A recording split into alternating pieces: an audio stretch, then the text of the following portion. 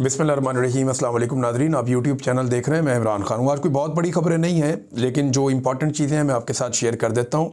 Number एक ये है कि इमरान खान साहब की मुलाकातों के हवाले से जितने भी केसेस हैं उन सबको इकट्ठा करके, क्योंकि वो उनकी फैमिली ने भी केसेस किए हुए हैं और उनके पार्टी के दीगर लीडर्स हैं उन्होंने भी केसेस किए हुए हैं।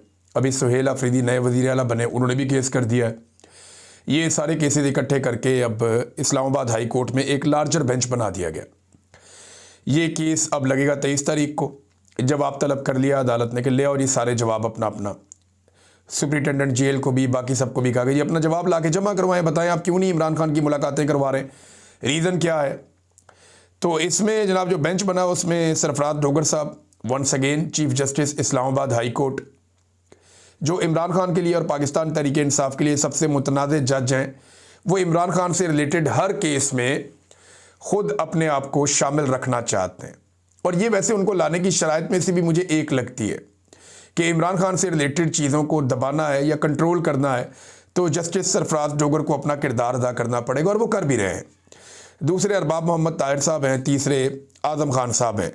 ये जजेज़ हैं जो लार्जर बेंच में अब केस सुनेंगे कि इमरान खान साहब की मुलाकातों का मामला क्या है। उम्मीद है कि कोई रास्ता शायद निकले, क्योंकि अदालत के बाद ये तो इख्तियार होता नहीं है कि वो मुलाकात रोक दे। ये तो उन्हें कहना तो यही पड़ेगा अल्टीमेटली कि मुलाकात करवाई जाए। अब उसके अंदर वो दूध में मेंगड़े कैसे डालनी है और काम कैसे ख़राब करना है ये हम देख लेंगे, एक आधे दिन में चीज़ें सामने आ जाएंगी। एक और बड़ा इंकशाफ है नाज़रीन, ये खबर इंपॉर्टेंट है। देखें, हम मादनियात के ऊपर बात करते हैं। पाकिस्तान के पास कीमती मादनियात हैं। अभी कुछ बैनुल अक़वामी रिपोर्टें भी छपी हैं जो ये बताती हैं कि पाकिस्तान के पास जो मादनियात हैं वो नहायत कीमती हैं। यही मादनियात हैं जिनके कुछ नमूने पाकिस्तान के फील्ड मार्शल आसिम मुनीर ने डोनाल्ड ट्रंप को उस वक्त पेश किए जब शहबाज शरीफ भी वहाँ पे मौजूद थे। इसके ऊपर पूरी दुनिया में बड़े अजीबोगरीब मीम्स बनाए गए कि पाकिस्तान का आर्मी चीफ एक दुकानदार की तरह काम करता है। तो ये पाकिस्तान के लिए थोड़ा शर्मिंदगी का बायस बनी वो तस्वीर। लेकिन बाद में ये बताया गया कि ये आर्मी चीफ ने ख़रीद कर डोनाल्ड ट्रंप को दिए और ये मादनियात के नमूने हैं। तो ये एक तरह का ऐसा है कि पाकिस्तान के पास बेहतरीन मादनियात हैं तो अमेरिका को उसमें दिलचस्पी लेनी चाहिए। अब इन मादनियात के अंदर अमेरिका समेत दुनिया के कई बड़े जो स्टेक होल्डर्स हैं उनको दिलचस्पी है। चाइना को बड़ी दिलचस्पी है, उसने पाकिस्तान में बहुत पैसे लगाए। और जब वो पैसे लगा रहे थे, लेकिन जब भी कोई आपको कर्जा देता है तो वो ये देखता है कि मैं इसको कर्जा तो दे रहा हूँ, क्या ये वापस कर सकता है। जब आपको ये पता चलता है कि ये वापस नहीं कर सकता तो फिर आप देखते हैं कि इसकी प्रॉपर्टी कितनी है, इसके बाद गाड़ी कौन सी है, घर कौन सा है, ज़मीन कौन सी है, बाग लगा हुआ है। तो फिर आप हिसाब लगा लेते हैं कि अगर ये मेरे पैसे वापस नहीं दे पाएगा तो ये चीज़ें तो मुझे दे देगा, कम से कम मेरा नुकसान आराम से पूरा हो जाएगा। तो चाइना ने पाकिस्तान को बहुत पैसा दिया और चाइना परवेज़ मुशर्रफ के दौर में सर्वेस कर चुका था कि पाकिस्तान में कहाँ कहाँ पे कौन कौन सी मादनियात मौजूद हैं। अब जो स्पीकर है खैबर पख्तूनख्वा असम्बली के, उन्होंने एक बड़ा इंकशाफ किया और उन्होंने ये बताया कि मुतासरा इलाके जहाँ पे इस वक्त ऑपरेशन चल रहा है, जहाँ पे जंग ज़दा सूरत हाल है, वहाँ पे सिविल हुकूमत के नुमाइंदे या हुकूमती अरकान वहाँ पे नहीं जा सकते, मगर फिर भी वहाँ पे कानकुनी जारी है। यानी मादनियात निकालने का सिलसिला उन इलाकों में जारी है जहाँ पे सिविलियन फटक नहीं सकते, जहाँ पे जो मौजूदा हुकूमत है खैबर पख्तूनख्वा की, उनके नुमाइंदे नहीं जा सकते कि जनाब आपकी जान जा सकती है। तो सिविल हुकूमत के नुमाइंदे वहाँ नहीं जा सकते, लेकिन वहाँ पे कानकुनी की जा रही है, मादनियात निकाली जा रही हैं लगातार। और इस पे उन्होंने एक और जुमला कहा कि कीमती मादनियात के दर्जनों ट्रक रोज़ाना वहाँ से निकल जाते हैं, कोई एक दो ट्रक नहीं। वो कह रहे हैं कीमती मादनियात के दर्जनों ट्रक रोज़ाना उन इलाकों से निकल कर जा रहे हैं, उन्हें तो कुछ नहीं हो रहा। अब उस पर उन्होंने कहा ये एक्शन लिया जाएगा। स्पीकर के मुताबिक आईजी को वो बुलाएंगे और कोर कमांडर को बुलाएंगे और इसके ऊपर ब्रीफिंग लेंगे कि जनाब ये मादनियात कैसे निकल रही हैं वहाँ से। और मादनियात निकालने के ऊपर खैबर पख्तूनख्वा की हुकूमत को एक पॉलिसी बनानी चाहिए, सारी चीज़ों को रिव्यू करना चाहिए कि मादनियात कौन सी निकल रही हैं, किस ठेके के तहत निकल रही हैं, किस कानून के तहत निकल रही हैं और किसको जा रही हैं, और उसमें खैबर पख्तूनख्वा को या वहाँ के जो मकामी अफराद हैं उनको क्या हिस्सा मिल रहा है। कुछ अर्सा पहले DGISPR का एक स्टेटमेंट बड़ा मुतनाज़ हो गया था जिसमें उन्होंने फरमाया था कि ये मादनियात कहते हैं हमारी हैं, तो क्या ये अपने जहेज़ में लेकर आए थे, यानी इनकी माओं के जहेज़ों में तो नहीं आई। ये इस तरह से बात की थी। DGISPR का ये कहना था कि मादनियात किसी के जहेज़ भी नहीं आई हुई, ये पाकिस्तान की है। लेकिन अगर पाकिस्तान की है तो पाकिस्तान कौन है? पाकिस्तान के अवाम ही पाकिस्तान है। और जिन इलाकों में ये मादनियात निकल रही हैं, अगर वहाँ बदअमनी रखी जाती है, अमन कायम नहीं किया जाता, या वहाँ तामीर व तरक्की नहीं होती और इन मादनियात के से मिलने वाला जो पैसा है वो उन लोगों की खुशहाली पर नहीं लगता, तो फिर तो कोई फ़ायदा नहीं। अब स्पीकर ने कहा जी इसके ऊपर अब इंक्वायरी करेंगे। कमेटी बनी हुई थी, लेकिन ये वज़ीर आला की तब्दीली का मामला आ गया, लिहाजा अब कमेटी दोबारा से अपना काम करेगी। नाज़रीन, एक और ख़बर है मेरे पास। ये खबर मैंने पढ़ी, मुझे बहुत अजीब लगा, मुझे दुख भी हुआ। ये माजिद निज़ामी साहब की ख़बर है, उन्होंने ये दी थी और बड़े अच्छे जर्नलिस्ट हैं वो। चंद दिन पहले उन्होंने ये खबर दी थी, 16 अक्टूबर के अखबार में ये खबर छपी हुई थी। अब हुआ ये था कि एक फ़ौजी ऑफिसर है वो शहीद हो गए। खजूरी चेक पोस्ट है एक मीर अली में, खजूरी पोस्ट, वहाँ पे एक साबिक फ़ौजी ऑफिसर है, उनका बेटा ज़फ़र सईद, वो वहाँ पे तैनात था, वो भी अभी फ़ौज में सर्व कर रहा था, वो वहाँ पे शहीद हो गया। और एक दिन उसकी लाश कौमी परचम में लपेट कर एक ताबूत के अंदर उसके घर लाई गई और बताया गया कि इसके सीने पर 5 गोलियां लगी हैं जिनसे ये शहीद हुआ है। और उसके बाद ये कहा गया कि इसका जो है वो पेंशन वगैरह और बाकी चीज़ें आपको मिलेंगी और माली इमदाद भी दी गई। लेकिन जब बेटे की जो बेवा है उन्होंने और जो फैमिली के लोग हैं उन्होंने पेंशन के लिए रब्ता किया इदारे से, तो उन्हें ये बताया गया जी इसने तो ख़ुदकुशी की है। अब ये एक बड़ी अजीबोगरीब बात है कि 2 मरतबा माली इमदाद मिल गई, लेकिन जब शहीद की वालदा और बेवा पेंशन के लिए गई तो उन्हें कह दिया गया कि उसने ख़ुदकुशी की है। अब मुझे समझ नहीं आ रही कि ये कैसे हो सकता है कि एक आदमी अपने सीने में 5 गोलियां मार के ख़ुदकुशी कर ले। मेरे जहन में जो सादा सवाल आता है वो ये आता है, ख़ुदकुशी तो अगर किसी ने गन से करनी तो पिस्टल सर में रख के मार लेते हैं गोली, या नीचे रख के मार लेते हैं गोली। मैंने तो ये देखा है और केसेस में भी ये देखा है कि या तो लोग नीचे से मार लेते हैं या सर में मार देते हैं नॉर्मली गोली, और वो ख़ुदकुशी हो जाती है। सीने के अंदर 5 गोलियां कोई आदमी कैसे मार सकता है ख़ुदकुशी में? यानी एक गोली मारेगा तो उसके बाद तो उसकी हिम्मत नहीं होती दूसरी गोली चलाने की, लेकिन वो कहते हैं जी अपने सीने में 5 गोलियां इसने मार के ख़ुदकुशी की है। ये बड़ी अजीब ख़ुदकुशी की कहानी है जो अब सामने आई है। मेरे ख्याल में इस पर आर्मी चीफ को नोटिस लेना चाहिए और जो मिलिट्री क़यादत है उन्हें नोटिस लेना चाहिए, कोर कमांडर को वहाँ पे नोटिस लेना चाहिए और इस केस को दर्द दिल के साथ देखना चाहिए। अगर तो ये नौजवान शहीद हुआ है तो वो हक़ाइक़ सामने रखे जाएँ, और अगर कोई और वाक़या है तो फिर पूरी बात बताई जाए कि गोली कहाँ लगी और क्या हुआ। इस तरह की चीज़ों से कि पहले आप कौमी परचम में लपेट कर ले आएँ और इमदाद भी करें और वहाँ पे अफसोस भी करें और शहीद का दर्जा दें, और बाद में आप कहें ये ख़ुदकुशी थी, तो इससे बददिली पैदा होती है ना सिर्फ नौजवानों में बल्कि उनकी फैमिलीज़ के अंदर भी। लिहाजा इस मामले को दर्द दिल के साथ देखा जाना चाहिए, ये अफसोसनाक है। नाज़रीन, जो बुलेट प्रूफ गाड़ियाँ खैबर पख्तूनख्वा की हुकूमत ने वापस की, उन्होंने कहा ये ठीक नहीं है, पुरानी गाड़ियाँ आपने हमें दे दी है UN की, वो गाड़ियाँ बलूचिस्तान ने कहा जी हमें दे दें। अब खैबर पख्तूनख्वा के वज़ीर आला ने वापस कर दी। सुहेल अफरीदी ने रेस्क्यू करने के लिए मैदान में आ गए, बुगटी साहब, सरफराज बुगटी, उन्होंने कहा जी हमें दे दें, तो अब उन्हें दी जा रही है बलूचिस्तान को वही बुलेट प्रूफ गाड़ियाँ। देखिए, सुहेल अफरीदी ने पुलिस की रिपोर्ट के ऊपर मुबैना तौर पे ये कहा कि ये गाड़ियाँ काम की नहीं है तो हम गाड़ियाँ वापस कर रहे हैं। लेकिन मेरी ज़ाती राय में सुहेल अफरीदी को इनकी टेक्निकल सिचुएशन गाड़ियों की और इनकी वीडियोस और इनके जो प्रॉब्लम्स हैं वो सामने रखने चाहिए थे और मीडिया को हक़ाइक़ बताने चाहिए थे कि जनाब ये गाड़ियाँ इन वजूहात की बिना पर वापस की गई हैं। अब जब जब ये गाड़ी चलेगी तब तक प्रोपेगेंडा किया जाएगा, देखिए जी गाड़ी चल रही है, चाहे जितने मर्जी इसके ऊपर पैसे लगते रहें। फिर दूसरा ये है कि अगर खैबर पख्तूनख्वा में पुलिस वालों के साथ कोई भी इंसिडेंट होता है तो बाद में ये कहा जाएगा कि अगर सुहेल अफरीदी गाड़ियाँ वापस ना करता बुलेट प्रूफ वाली तो ये इंसिडेंट ना होता। तो फौरी तौर पे बुलेट प्रूफ गाड़ियों का बंदोबस्त करना सूबाई हुकूमत की ज़िम्मेदारी है, फेडरल हुकूमत को भी इसमें अपना हिस्सा डालना चाहिए। लेकिन सुहेल अफरीदी साहब इस काम को बेहतर तरीके से कर सकते थे, जो एक अजीब तरीके से हुआ, और उसके ऊपर उनको वजाहत देनी चाहिए। नंबर 5 नाज़रीन, एक और खबर है, ये उस्मान जोड़ा साहब आपको याद होंगे, इमरान खान साहब ने इनको बड़ी शाबाश दी थी।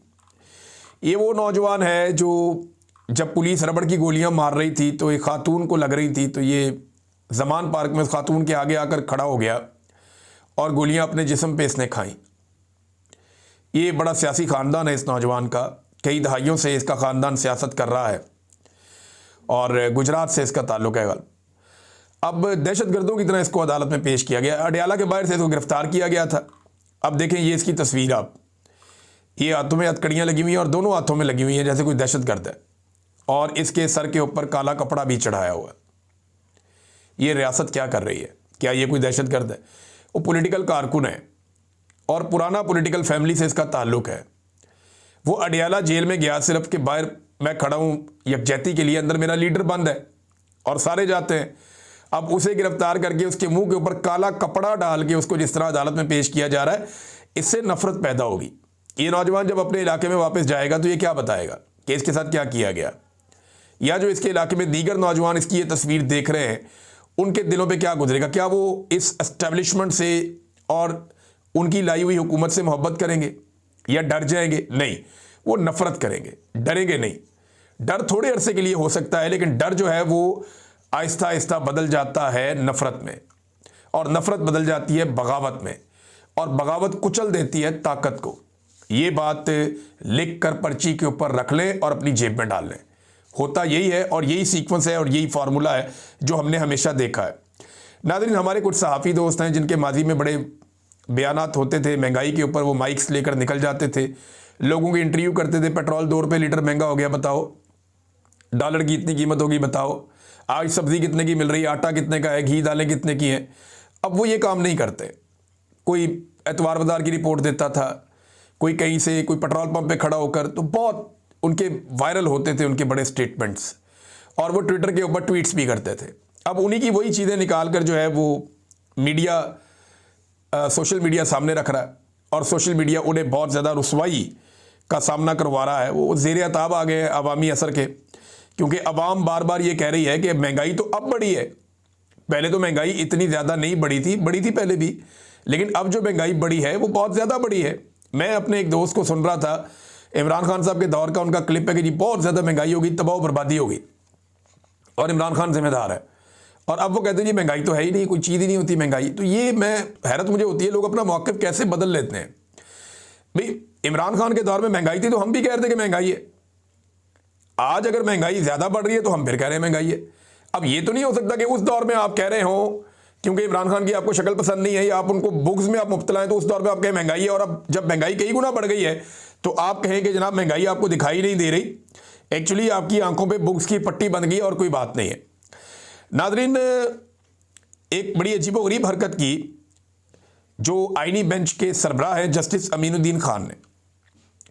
वो कहते हैं पाकिस्तानियों को पैसे बैंकों में रखने की बजाय स्टॉक मार्केट में सरमाया लगाना चाहिए। भारत में लोग स्टॉक मार्केट में सरमायाकारी करते हैं, अंदाजा करें आप। यानी अब ये जज फाइनेंशियल एक्सपर्ट भी बन गए हैं। कई लोग तो इसको सट्टा कहते हैं, स्टॉक एक्सचेंज को, वो इसलिए भी इसमें पैसा नहीं लगाते। लोगों की अपनी अपनी राय है। वो कहते हैं भारत में भी लोग पैसा जो है स्टॉक मार्केट में लगाते हैं। अब मेरा सवाल ये है कि जज साहब आपका इससे क्या ताल्लुक है?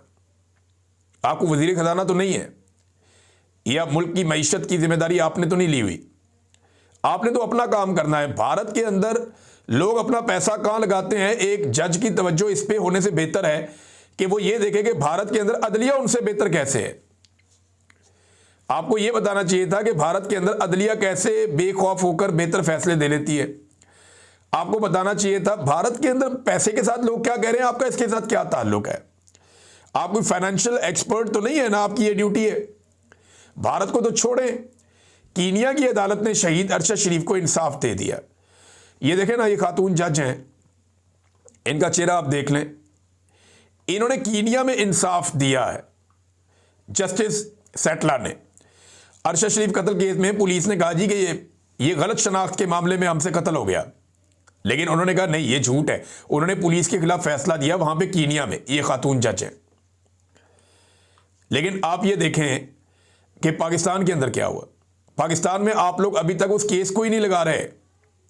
हाई कोर्ट ने यह कहकर केस उठा दिया कि जनाब ये तो केस सुप्रीम कोर्ट में चल रहा है सो मोटो में, और सुप्रीम कोर्ट ने यह कह के उठा दिया कि जनाब सो मोटो का तो इख्तियार ही खत्म हो गया 26वीं तरमीम के बाद। तो आज अरशद शरीफ के कत्ल का केस किसी अदालत में नहीं चल रहा, तो आप अदालत में केस चला लेना। यह मिसाल भी देना किसी जगह पे कि दुनिया की अदलिया कैसे आपसे बेहतर परफॉर्म कर रही है। बाकी हर चीज़ के अंदर आपने अपनी राय बिला वजह देनी होती है। नाज़रीन, भारत ने अफगानिस्तान में अपना सफारत खाना खोल लिया है, बहाल कर दिया है। ये बहुत इंपॉर्टेंट खबर है। और मैं इसको इसलिए कह रहा हूँ कि पाकिस्तान को थोड़ा तवज्जो देनी पड़ेगी। ये बड़ी अच्छी बात है कि पाकिस्तान की हुकूमत ने अक्लमंदी का सबूत दिया और कतर में जाकर मुज़ाकरात किए और अब इस्तांबुल में भी मुज़ाकरात होने जा रहे हैं। ये बड़ी अच्छी बात है। अफ़गानिस्तान और पाकिस्तान के दरमियान जो मामलात हैं वो जितनी जल्दी तय हो जाएं उतना पाकिस्तान के लिए बेहतर है, क्योंकि जो अजीत दोवल की एक डॉक्ट्राइन है, हम सब जानते हैं कि वो पाकिस्तान को अंदर से कमज़ोर करने की डॉक्ट्राइन है और उस पर उन्होंने बहुत काम किया है। पाकिस्तान के अंदर 2 दर्जन से ज़्यादा उन्होंने अपने टारगेट अचीव किए हैं। उन लोगों को मारा जिन्हें वो समझते थे कि वो भारतीय नैरेटिव के लिए या भारत के लिए कोई प्रॉब्लम हो सकते हैं, आलमी सतह पे उनकी आवाज़ उठती है। यहाँ पे उन्होंने मारा लोगों को। पाकिस्तान में सिखों को भी कत्ल किया गया, दीगर लोगों को भी कत्ल किया गया और भारत ने वहाँ पे सेलिब्रेट किया उसको। तो अजीत दोवल की अपनी एक डॉक्ट्राइन है और अफ़गानिस्तान को भारत बड़े लंबे अरसे तक पाकिस्तान में दहशतगर्दी और तखरीबकारी के लिए इस्तेमाल करता रहा है। अफ़गानिस्तान की सरजमीन को करज़ई हुकूमत में, उसके बाद अशरफ गनी हुकूमत में, परवेज़ मुशर्रफ ने इसके बारे में खुलकर बताया था कि 12 ट्रेनिंग कैंप्स भारत चलाता रहा अफ़गानिस्तान में, जहाँ से लोग ट्रेंड होकर पाकिस्तान आते रहे और पाकिस्तान के कबायली इलाकों में, पाकिस्तान के सेटल्ड एरियाज़ में और बलूचिस्तान में दहशतगर्दी के तवातर के साथ वाक़यात होते रहे। एक कैदी भी है पाकिस्तान के पास जो भारतीय मिलिट्री ऑफिसर है साबिक, कुलभूषण जाधव। अब भारत ने दोबारा से अपना सफारतखाना बहाल किया अफ़गानिस्तान में, तो ये पाकिस्तान के लिए एक परेशान कुन बात है। पाकिस्तान को हर हाल में अफ़गानिस्तान के साथ ज़्यादा बेहतर ताल्लुकात रखने और मगरबी सरहद की तरफ से जो पाकिस्तान को हमेशा से एक बेफिक्री रहती थी उसे कायम रखने की कोशिश करनी है, क्योंकि भारत तो वही करेगा जो उन्हें करना है। अब पाकिस्तान को ताकत की बजाय, क्योंकि सारे फ्रंट के ऊपर आप बार बार लड़ नहीं सकते, हमारी इकॉनमी भी इसकी इजाज़त नहीं देती। हमारे पास इसराइल जैसी इकॉनमी नहीं है कि आप 4-5 मुल्कों से लड़ लें। फ़ौज बड़ी तगड़ी है, हथियार भी अच्छे हैं, लेकिन आपको पैसा चाहिए होता है लड़ाई लड़ने के लिए, और लड़ाई अगर लंबी हो जाए तो फिर बहुत पैसा आपको चाहिए होता है। तो पाकिस्तान की उतनी इकॉनमी नहीं है। मजबूरन अगर लड़ना पड़े तो कौम लड़ती है, फ़ौज भी लड़ती है, हम तैयार हैं। लेकिन अफ़गानिस्तान के अंदर जो हालात पैदा हो रहे हैं उसमें पाकिस्तान को ज़्यादा मुहतात होना पड़ेगा और अफ़गानिस्तान की हुकूमत को बेहतर एंगेज करना पड़ेगा। अब तक के लिए इतना ही। अपना ख्याल रखिएगा, अपने इस चैनल का भी। अल्लाह हाफ़िज़।